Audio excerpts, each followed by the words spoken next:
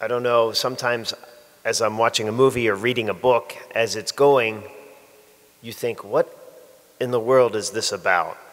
Why is this happening? This doesn't make any sense. And then when you watch it to the end, you realize, oh, that's why they did that back there. And then maybe you watch the movie again or you read the book again and you understand why certain things are going on when they're going on because you've seen the end and you know that it makes sense. Well, brothers and sisters, the same is true with our Gospels.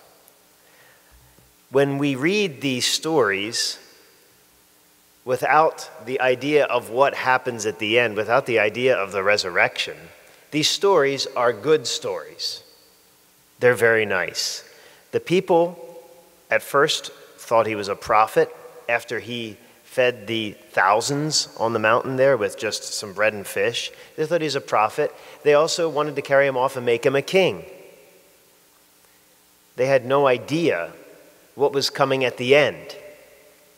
They thought he was a great human, but still a human. But then Jesus died and rose from the dead.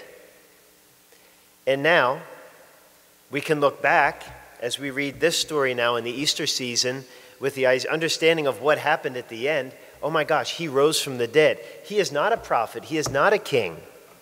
Although he is those things, he is God.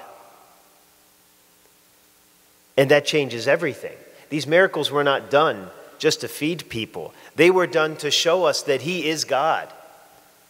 That he is not just a good man, but that he is fully good, both God and man. We know the ending. We know who he is. So everything he does shows us who he is. We are not just placing our trust in a man who tells us good things. That's why we follow him. That's why we confess our sins to him.